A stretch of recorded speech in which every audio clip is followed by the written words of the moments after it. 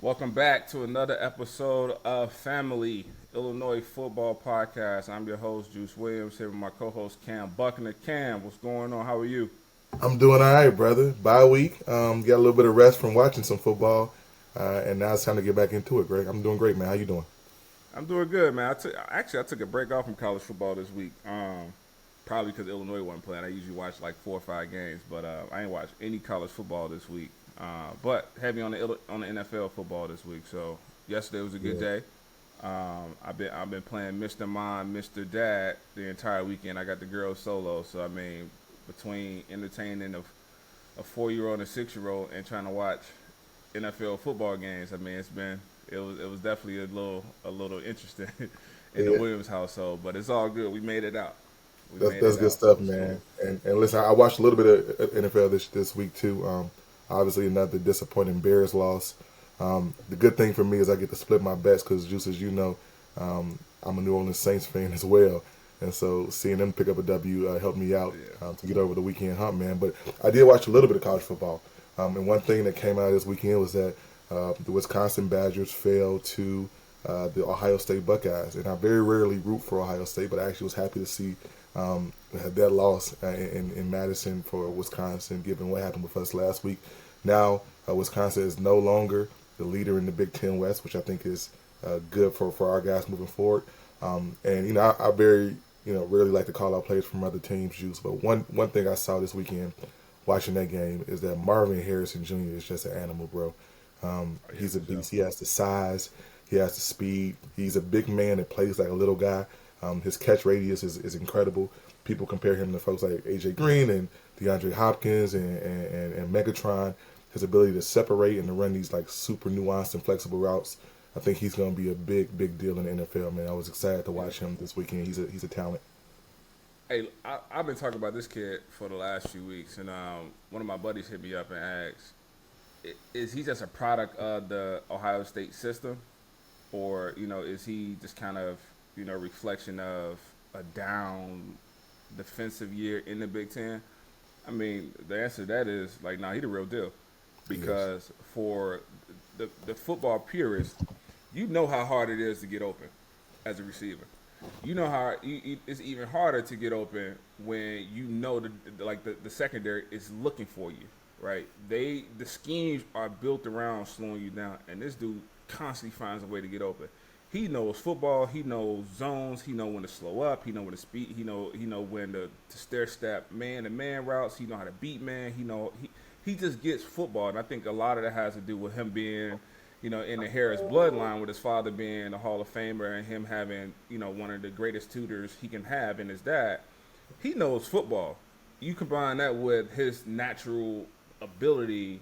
He has the height, he has the speed, he has the catch radius, like you talk about. Combined with the IQ, you can't stop this dude. Like, he's Yeah. easily the number one receiver in America. He's the top receiver coming out. So I mean, any NFL team is going to be, lucky to have him a part of the roster next year. I totally agree, man. So it's going to be fun to watch him as he continues, to move and to grow. But it says a lot to see the way he's been able to chop up defenses in what I maintain is the best college football conference in the country. Yeah. So speaking of NFL, man, I wanted to talk about the Bears for a second. We both from Chicago. We're Bears fans by default, whether we like it or not. Um, the first time I ever heard this word controversy was when I was in college. Myself and Eddie McGee. I got hurt my sophomore year, the Rose Bowl year, and Eddie came in mid second quarter, hadn't played a snap in college yet, and he goes out and almost beats Missouri, in St. Louis. Is a rival game. We were down 3 touchdowns. He almost comes back and beat them. From that day forward, I heard the term controversy in the media. What are your thoughts? What are your feelings around the quarterback position with the Chicago Bears, with Justin Fields being hurt and Tyson Baggett, him playing somewhat good, better than what we've seen in the last couple of weeks or early this season? It's kind of what are your Yeah. thoughts based around that so far? Well, I think the Bears have always done their best when there is a quarterback, quote unquote, quarterback controversy in the works. We can go look back in the early and mid 2000s and look at guys like Rex Grossman and Kyle Orton and Jim Miller, and how The number of guys who have started quarterback for the Chicago Bears is probably larger than most teams, because we've always kind of thrived on that quote unquote quarterback controversy. Listen, you know this, Juice. What really matters is whether or not a person is able to show the results. Justin has some sparks of greatness last year. We were all worried about him not being protected this year and start off the way it was supposed to start, and then many of our biggest fear happened when he got hurt. And now, the Duke QB1 has stepped up and kind of filled the space, winning that first game out the gate against Las Vegas, and then now going back out to the West Coast and losing to Los Angeles. I don't buy too much or put too much stock into the quarterback controversy conversation. What matters is whether or not you win games, right? And that's what the Bears need to be focused on today, tomorrow, and yesterday, if they can figure that out. Yeah, so, I agree 100%. I think it's a little too premature to talk controversy in the quarterback, the Bears quarterback meeting room. As of right now, Tyson's come out and played better, but still wins or losses kind of dictate, whether or not we deem a quarterback being successful in the NFL. You have to go out there and win games. So right now, Justin is still QB1. He's just down. And I think salary has a lot to do with this too. Like, you want to play you play the guys who making the top dollar. You want to pay play the the face of your organization. So, as of right now, I think Justin is still that guy. We all know he's still young. Obviously, year 3, we would like to see that progression that we commonly see from top tier quarterbacks. But it's a lot of factors, a lot of moving parts to kind of go into the success of the quarterback position. Play calling. The weapons around you, the offensive line, whether or not, everyone's on the same page in terms of like hot routes and adjustments and things like that. So there's a lot of factors that go into this. I think it's part of the conversation is how do we get Justin to get a little bit more comfortable in the pocket, to be more of a pocket passer, but not a pure pocket passer. I don't think that's a strong suit. You can't come out and lead the NFL in rushing, for the last couple of years, then all of a sudden just jump to be the next, pocket passer because you get a new offensive coordinator in there. That's not how that works. So I think getting him comfortable, sliding the pocket, moving him around a little bit, getting him into situations where he's comfortable, where he's found success not only with the Bears, but also with some of the stuff that we saw him do at Ohio State. That's right. And he is a quarterback that comfort is going to be the coin of the realm for him. It matters. And what I think many of us saw in the beginning of this year was that it was very obvious that he had been tinkered with by the quarterback's coach and by the old coordinator, trying to break him down and make him a passer in a way that he wasn't, right? He's got to feel the game. It has to be intuitive, be able to run around the field and to find ways to make plays. That's what you want from the guy who's QB1. And I still do believe that Justin Fields is the right guy in that position for the Chicago Bears. No doubt, and I say that, and I echo this from the top of the mountain.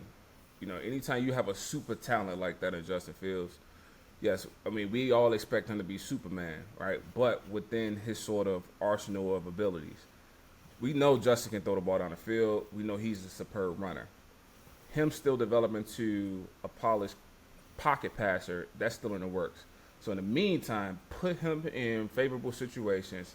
Like I said, move the pocket, get him on a run, keep the defense off balance with some RPOs, run pass options, let his legs sort of dictate what the rest of the defense do. I think you'll find success almost instantly, right? Yeah. So TBD on that. I'm pulling for the guy. I love to see that type of talent at the quarterback position, especially with the Chicago Bears. So I'll surely be tuning in for that. All right, so back to Champaign. We got Minnesota this week. Look, I hate putting must-win tags on games, but we got 4 left.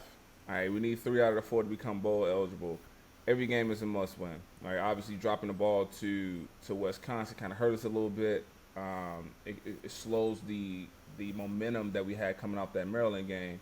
What are your thoughts? What are your comments on Minnesota this upcoming week, and what do you think is going to be some keys for us going out there and ultimately winning this game? Well, Juice, I'm super excited. Coming off of a bye week, I'm looking at this as a real season reset. This is a new season. We're 0-0, and we got to find a way to win out in this 0-0 season so we can be in the right places in January. The Minnesota week is always a big week and a fun week in the Buckner family. Two of my older sisters went to school at Minnesota, and so we got a little family rivalry going on here, and so it's going to be fun. Listen, at the end of the day, I think that all of these games are must wins, and I do believe that we can find a way to do it. I've watched Minnesota a bit this year, and they have a bottom 25 defense when it comes to third down. I think third down conversion is going to be important. I also know that we're pretty evenly matched with this team. I think we have a lot of similarities. And so when you got a matchup like that, the margin of error becomes minuscule. The margin of error becomes extremely small, which means that every play counts in that space. And if we do the right things to stay disciplined, we're going to be able to walk out of here with a victory. If I had to say, Juice, what I thought that this game was going to be about this week, I'm the defensive guy. I talk a lot about defense. I talk a lot about not being able to have a good program or a good team or a good season without having a great defense. But this week, I think the onus is going to be on the offensive line to show up. I think the O-line has to protect Luke. I think they have to be able to open up and create holes to run the ball. I told somebody the other day, hot girl summer is over. It's fat boy fall. So the big hogs up front, they got to come with it, man. It's fat boy fall. And I think this entire game is going to depend on them, how they're able to control the clock, how to move the ball, to protect our guys. And this is going to be, I think, their coming out party if they can get this right. Got it, man. Hey, so look, I've been saying all season, Luke Altmaier is a special talent. Inexperienced for the most part, but a special talent. I think he has some ability to go out there and be effective in the game. And all season I've been saying he has to be the guy that goes out and manage the game. Not necessarily go out there and try to make a ton of big plays and win games, but get the ball to your playmakers. Make sure that the offensive line understands the task on every single play. Move the chain, sustain third downs. I've said all season Luke Altmaier has to be the game manager. But now this is the time, and you look back historically, whether you talk about Illinois football or just college football in general, when you have a young talent with abilities like Luke, this is around the time where that switch flips a little bit. You go from game manager to game controller, ultimately to winner. And I think this is the time where Luke starts to go out and put himself out there because he's made enough plays this season to prove to himself and to the offensive staff and to everyone in college football that he's more than capable of leading his offense and, ultimately going out there and making plays. I think this is the time where he steps out there as the leader and as a playmaker now and not being as reserved and conservative and only looking at third downs and just moving the chains. Now I think it's time where he started to go out there and make them plays and be the playmaker and inject himself with Isaiah Williams out there receiver and Reggie Love in the backfield. Like, inject yourself as a playmaker. So now make defenses step up to stop you now versus you just kind of being in the backdrop. So this is the time I think Luke's be a little bit more of a risk taker, right? Stand in the pocket a little bit longer to make that throw. Step up and use his legs to extend the plays a little bit. Not being so shy to take a shot at the go routes and the post routes and things like that. I think this is the time where Luke begins to step up and let people know this is my team. And we're going to win because of me now, not just as a manager, but me as a playmaker. I think that's absolutely right. He is at that juncture, at that point where we get a chance now to see who Luke really is going to be, and what he does under pressure, how he takes this team by the mantle, and once again, as you said, not just manage the clock, not just manage the game, not just manage the offense, but manage to really be a champion in this space, to put this team on his shoulders and to move us forward. And so I like what you're saying, and I think that we're actually on the same page here, man, because the only way for that to happen is for the big guys up front to be able to do what they can to protect him, to once again to create the holes. This should be, our line, both on run blocking and pass blocking this week, need to have the highest grading percentages that they've had all year in these spaces. So, Josh Croops, Julian Pearl, these guys have the ability, I think, to really move the team forward. And I'm looking forward to what happens this week. Yeah. No, coming fresh off a bye week, man, I mean, theoretically, you're energized, you're rested. Guys who had a few, bumps and bruises had an extra week for let those go. This is the time, like I said, and it started yesterday, in fact. It started Sunday. where you have your meetings, film for the Minnesota games. I mean, the game install is complete at this point. So now you really start to put into the minds of the guys in the locker room, like, this is the time to do it. And it has to come from the players. I know Coach B is preaching it. He walks around with that energy, and that's only so much you can do. There's only so much you can do from the sideline. But I think, guys like Luke, guys like Jerry Newton, guys like Pat Bryant, like those guys now step up and elevate themselves vocally in the locker room. And they set the standard from now up until kickoff, where we're going to do everything we got to do to win this game. And it just don't happen on Saturday, right? It happens in practice. It happens in preparation. And those guys take it one day at a time, win every single play, every down, every snap, every day. And then that seems to transition over into the Saturdays.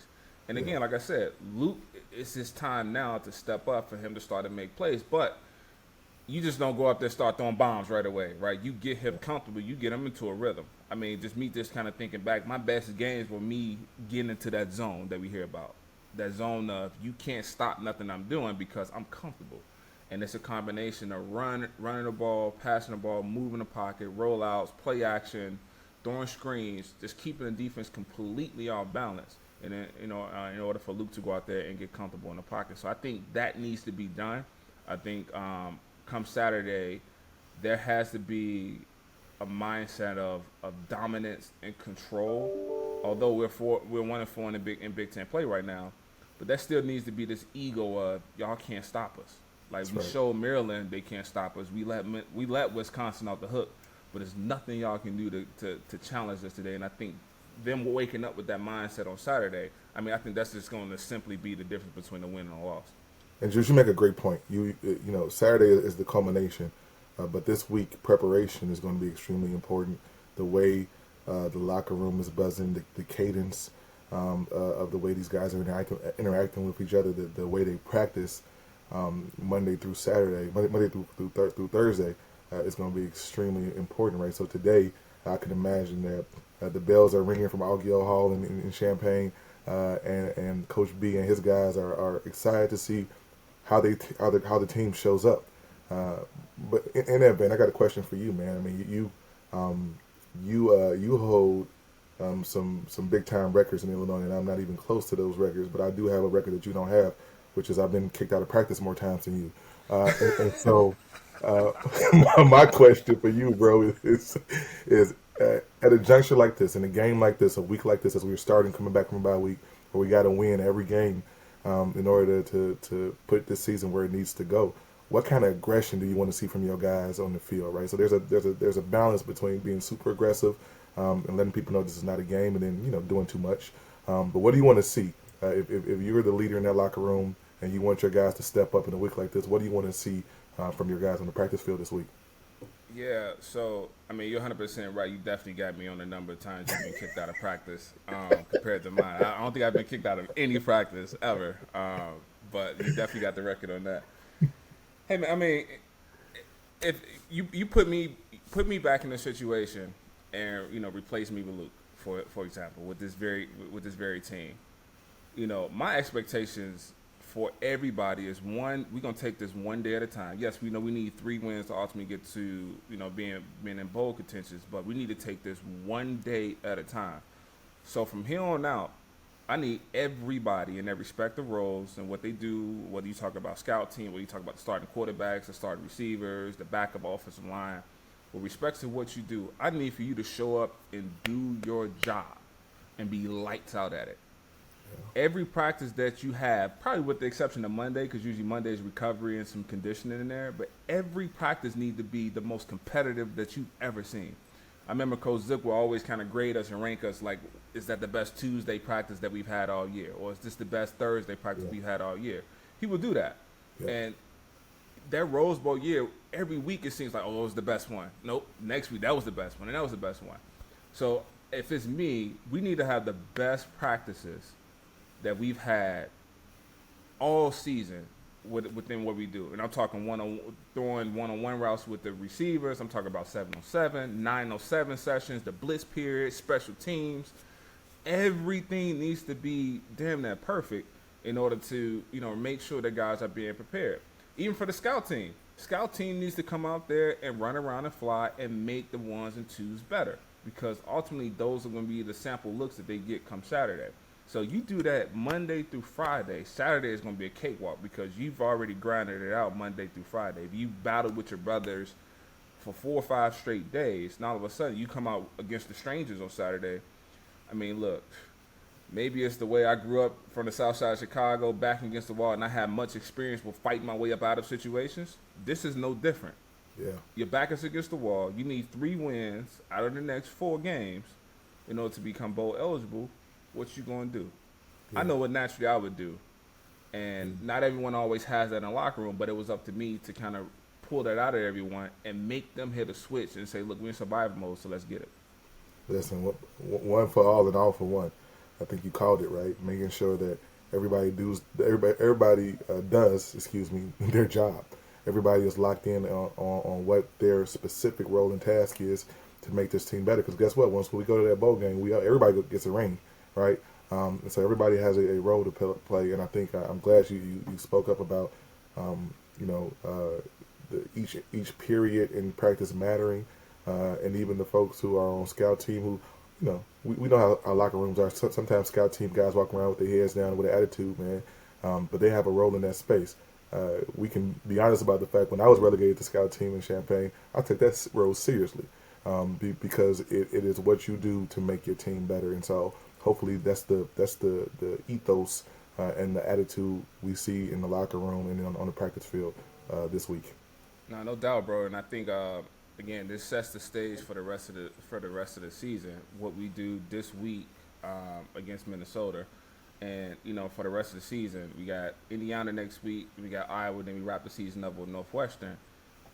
4 winnable games, man, and by no means would it be a cakewalk, but assuming that we go and take care of business this Saturday against Minnesota, how does that how would you like to see that momentum leak into the remainder of the year? How we approach the coming games after we take care of business this Saturday? This is once again the perfect situation. We're coming off of a bye week. As I said earlier, this is a brand new season in which we can go undefeated, and if we do that, all will be forgiven from the earlier blunders of the year. So that's a good point, man, and I'm gonna actually let that transition to our Juice Box segment, our Juice Box question of the day. So I got this interesting stat of, like, over the last 20 seasons, Illinois football has only gone to 1 back-to-back bowl game, right? And now that I think about it, I'm going to actually push that back even further. And I'm going to say going back to maybe the last 30 years. Unless there was something I'm missing in the late 90s, I don't think Illinois has gone to back-to-back bowl games since, like, 90, 91 season or something crazy like that. So it's kind of looking at the inconsistency over the years. What do you sort of, attribute to that program inconsistency in terms of just simply going back to bowl games, not necessarily being national contenders or anything like that, but just simply getting to back-to-back bowl games? What will you sort of, chalk up to, being an inconsistent factor into us not being able to go to back-to-back bowl games as often as we probably should? Well, first, let me tell you, young man, your history is correct. Illinois, the last time that we were able to do the back-to-back, I think it was back-to-back-to-back, was 90, 91, and 92. The Florida Bowl, the Jerry Hancock Bowl, and I think the Holiday Bowl in those early 90 years, right? And then we had a long fall-off before we were able to kind of get back into our rhythm. I think, unfortunately, the inconsistencies that you've seen with our programs over the years is that we've really tried to find our identity. I think in the 80s and the 90s we had a lot of who we were going to be. I played in 2 different eras. I played for both Ryan Turner and Ryan Zook, and those 2 programs couldn't have been more different. But the one thing that those 2 programs had in common was that they both had a BCS berth, right? In 2001, Illinois won the Big Ten championship and played in the Sugar Bowl against LSU in New Orleans. And obviously in 2008, we played in the Rose Bowl against USC in Pasadena. And so while it seems over the years we've been off, I don't think that we're that far off. But I will say just about consistency and about like building a program that can do what Iowa has done every year, right? Is is win 7 to 8 games, sometimes win 10, and compete. I think we've got to get more serious overall about recruiting, about making sure we keep our guys in state, because it's one thing to lose a recruit that should be in Champaign to someone else, but when you lose them to Iowa or Wisconsin, or Purdue, then it really hurts because you got to see them every year, right? And so I do like what Coach B and this program and this staff is doing when it comes to keeping guys in state, to making sure that we keep our best talent. But I'll say this, Juice. If Illinois, and this is an Illinois football podcast, but if Illinois sports, I mean men's basketball, women's basketball, baseball, if we keep 33% of the top in-state talent in the state and have them in Champaign every year, we're top 25 in every single sport from now into eternity. I mean, sheesh, that's a bold statement. 33% stay home, and that's top 25 in every sport. Hey, that's a bold statement. I mean, look, you make a good point, right? And I'm gonna play hypothetical based on what you just said. Imagine myself, in just recent years, myself, Rashard Mendenhall, Pierre Thomas, Martez Wilson. Imagine if we go, Jeff Allen, imagine we go to Northwestern, Notre Dame, Michigan, and Ohio State. I'm not trying to play against Mendenhall in Wisconsin as a Wisconsin running back for 4 years. I'm not trying to see Pierre on, up in Minnesota with what they do with running backs, with his with his style of play. I'm not trying to see that for 4 years. No. And that's what's been going on when we see guys like Ty Isaac, who went out to Ty ended up going to Michigan ultimately. I think he went to USC first, but he ultimately went to Michigan. He was one of the top running backs in his class. Kyle Prater, he committed to USC instead of coming to Illinois. He went to USC, ultimately ended up in Northwestern. We see elite talent like that lead the state of Illinois, and I think you make a valid point. You keep those guys at home. Obviously, we understand the rigorous sort of schedule and lifestyle of being a student athlete is tough. And when you go to, places that's outside of home, particularly East Coast or West Coast, you tend to struggle a little bit. But those guys have, for whatever odd reason, you just seem to have more success when you do stay home. Whether it be your parents can come to every game, or, you have some familiar faces that you can call on that can make a short drive and come, provide some comfort there. So for whatever reason, that has trended to be some success for not only for the Illinois program, but you look at Alabama and Georgia and Clemson and Penn State. Those guys they put gates around their states and make sure that talent stays within the program. So and I think it's a lot. It's a lot to be said about that. I mean, Texas, Florida, we say that all the time. Like, they don't let their top guys leave. So I absolutely think there has to be a heavier emphasis on not only just the state of Illinois high school football, but that Chicagoland area. You're talking about, something from a population of like 5 million people, like in the Chicagoland area. It's a lot of talent to pull from. Yeah. So I think you lock up the state for sure, and that makes a huge difference in terms of just talent, just on rotation, just constantly going. You graduate one, and you lose, you lose a few to the NFL. You got the next in line. We see that all the time with programs like Ohio State and Florida State and Miami and Alabama. Like, you see that all the time. That's right. And I was gonna mention Ohio because they're a state that does it the right way as well. And unlike Florida or Texas or California, they've got one flagship school in that state, and you can guarantee whoever the coach of Ohio State is, they've got Ted Ginn Sr. on speed dial. They've got the high school coaches in town on speed dial. So Coach B is doing that. Coach B is starting to build relationships with the high school coaches around the state and in the Chicagoland area, which is a huge deal. I also think we have an opportunity in this transfer portal era now, and that's a whole different story. I won't go into my feelings on the transfer portal, but that's where we are now. And so for the guys who we have lost, for the guys who have gone other places and find themselves not comfortable, we need to be an opening door for them to come back home. We saw that some in our era, Juice, when guys like Akeem Millington, who went and played in I think 2 Orange Bowls at Oklahoma, and was All-American coming out of Wheaton Warrenville South, decided to end his football career in Champaign. and the King made a difference for us as a program, right? And so it's a big deal as guys kind of move throughout this transfer portal in this situation, making sure that they can come to Champaign, come back to Champaign, come back home, and we'll be there with welcome arms. That's a big deal as well. Yeah, man, and I'm gonna push it a step further. I mean, we talk about recruiting, but I think recruiting extends outside of just the football and the basketball program. I think us as alumni in our respective markets where we currently live, me being out in the D.C. area, you being bi-coastal and guys is kind of all over the place. I think us advocating for the University of Illinois, wearing our gear, promoting the university, and putting the University of Illinois on the forefront of people's mind.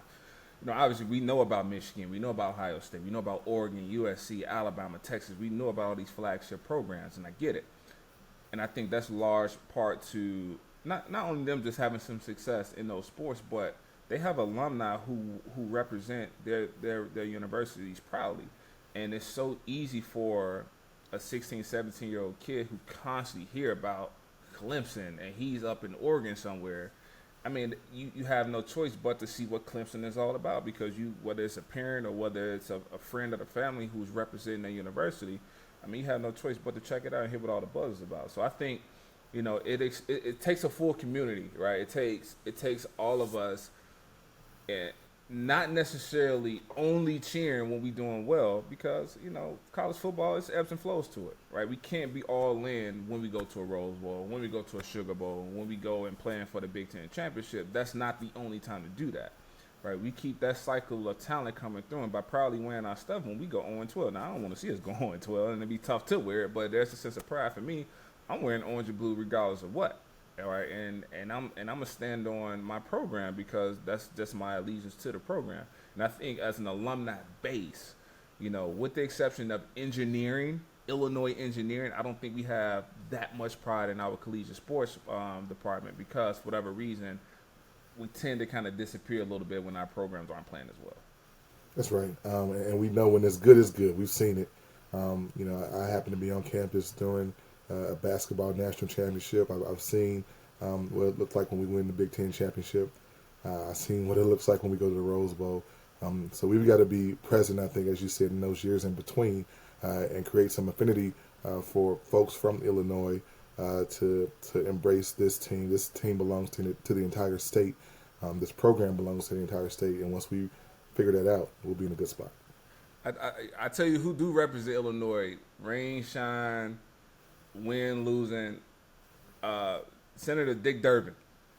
He represents Illinois football on Capitol Hill like never before. Like he has his stuff. And whether it's Illinois football or Chicago Bears, bro, like he is not a featherware emotional fan, right? He is all in no matter what. So guys like that.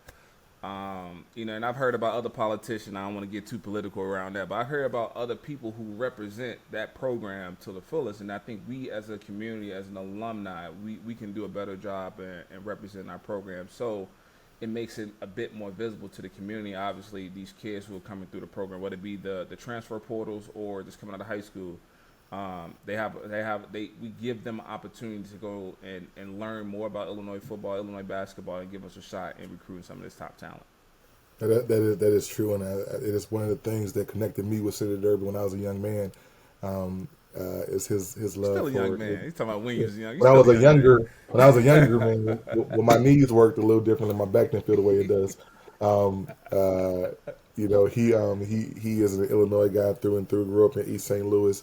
Obviously lives in Springfield, but Atlanta football is important to him, and so I think we need as many advocates as we can in that space. Man, love it, man, love it. Let's shift gears, man, and kind of go to this ever-changing world of college football. So I'm not sure if you kind of heard the last reports around Caleb Williams. Obviously, he's the most recent Heisman Trophy winner. He's playing well individually. I think the program, USC as a team, that could be performing a little bit better. But he's playing well. He's doing his part as an individual to put himself in the conversation of being the number 1 overall pick when he does decide to come out. But there's some interesting reports. Now, of course, it's media. I'm not sure how true these things are, right? I haven't fact-checked these sources. But there's reports coming out that's saying whatever team that drafts him he expects to have equity ownership in that organization. All right, and to my knowledge, that hasn't been done ever before. Not only just in the NFL, but I don't think it's been done in basketball, unless I'm mistaken. What are your thoughts around collegiate players balling and justifiably the best college football player in the country? What are your thoughts around him seeking that level of compensation, not only being the number one pick, but expecting some equity ownership in the organization that drafts him? First off, whether it's football or life or business, you never get what you're worth. You get what you bargain for. And so, while this is a bit of a crazy stretch for those of us who have been around and watched this for a while, I'm not mad at it. I think you got to try, right? Make them say no. And I'm sure they probably will say no, but it's worth it, man. This kid is an extremely big deal right now. He's talented. I don't know how that's going to translate to his NFL career. Nobody knows, right? He may never take a snap in the NFL, but you strike while the iron's hot. You try to get it going, and why wouldn't you ask that question? Why wouldn't you try to make sure your son and your family is remunerated to historical proportions? Juice, one of my, I'm a history guy, man. One of my favorite quotes is when John Dillinger was finally caught by the FBI. They asked him a question. They said, "Why do you rob banks?" And he said, "Because that's where the money's at." Right? If that man said, why would you ask that question? Because that's where the money's at. And so I think it's the right thing. I think it's an interesting thing for him to do. I also, I know there's been a lot of conversations over the last few years about maybe helicopter sports parents who may be doing too much, guys like LeVar Ball and those folks. But listen, it worked for Archie Manning. It worked for Joe Montana's father when he wanted him to go to a certain team and he had to grease the skids in the background. So listen, I understand it. I'm glad that this father is a part of his son's life, and he's very detail oriented, and he wants to see the best thing for his young man. And so we'll see what happens. It's an interesting concept. I don't think it goes anywhere though. Yeah, man. Look, I'm all for the ask. I negotiate every day in my profession, being in finance. Negotiations is absolutely a part of the conversation when you talk about, the economics of it. But, man, look, and I'm always going to be for these players. Like, I'm a former player. I'm probably going to be a little bit biased when in terms of whose side of, any sort of debate I'm going to be on. But I'm also a realist too, especially when it comes to sports. It's, I try to be fair on both sides, but that's wild. I haven't seen that one before. That's a wild request, and I don't think he's wrong for putting it out there. But like you said, I don't think it goes anywhere. It's so many other factors that come into like equity ownership. And I'm not sure how, what lines he's crossing in terms of conflicts of interest, in terms of like having a stake in one team, then potentially getting traded or going to another team. I'm not sure what that looks like. Yep. And then you kind of set the stage with the rest of the owners around the NFL. Now all of a sudden the class of 2025 rolls around, and here we go, because Caleb gets what he bargains and, like you said, what he negotiates. You set the precedent for the following classes. Well, hey, he got a percentage. I need a percentage, or I need a half a point, whatever is going to be negotiated. And then it's like, all right, it's only so many points you can give away within any organization or within any company, right? So, even before you even get to all that, just the simple, fact of it hasn't been done yet. It's hard to really tell if that is justified or warranted based on the talent or the production you actually put out on the NFL. We've seen so many, number one overall quarterbacks, not necessarily bust, but just be kind of middle of the pack a bit, right? Mm-hmm. We see guys like, for example, Matt Stafford. He's a guy with, up until recently, to him actually winning a Super Bowl, he was kind of number one overall pick, was kind of middle of the pack. Playing well, but not really winning, not really translating to any W's. Or when I say winning, Super Bowls. When I talk about winning, but up until recently, he just got his first one. So he's one of those guys that is that really justified for him having equity ownership in the team, right? So I think all those factors come into play. Would I like to see it? It'll be pretty dope to see a college kid come out and say they part owner of the team that they play for, and on top of that, being the highest paid rookie that's coming out that year. Will it happen? Like you said, I don't think it goes anywhere. I think it gets halted The good old boys, they'll have a small circle. Even if that owner wants to do it, the good old boys in their circle, they'll kill the idea right away. I think you're right, and as you said, it's hard to translate what happens, especially with quarterbacks. Many of us had big plans for Jamarcus Russell and Sam Darnold and Matt Leinart, and those guys, and it didn't go the way it was supposed to go. Vince Young, one of my favorite college athletes of all time, and so it's hard to kind of translate. I think the other part of it is that's a big deal, is that this may be the right ask, but maybe in the wrong league. What do I mean by that? This may happen in the NBA, because in the NBA the players run the league. In the NFL, the owners run the league, and in baseball, the union runs the league. Right? These are different kind of atmospheres and different structures for all these leagues. I think it's the wrong ask for the NFL because, as you said, the owners are going to push back on this. They're not going to open up this floodgate because there's too much money involved. Yeah, I mean, it's a good point. Yeah, I mean, I think you're right. There's a better shot with NBA kind of setting the precedent for that. Because as a player, right, you look at a guy like Wemby. Like, it's a crapshoot, of course. But historically speaking, that level of talent combined with that skill set, all of the marketing around him, not only is going to generate revenue for the organization, for the company, if you look at it that way, but he's actually going to produce. I mean, this might be the most touted sort of number one overall picks probably since LeBron. And we seen what kind of happened with that scenario. And I'm not saying that Wemby is going to be that guy, but situations like that where if he gets remotely close to being 3/4 as good as LeBron is, I mean, he can take over an entire game. Whereas I can go out and throw for 6,000 yards every year as a quarterback, I can still lose. Like, I can absolutely lose games with 6,000 yards a year, right? So, to that point, I mean, I think you make a good, you make a valid point, valid comment. Right ass, wrong league, and we'll kind of see what. I'd be interested to see how all this stuff sort of unfold. If he actually get what he's asking for somewhere, some sort of middle ground, sort of agreement.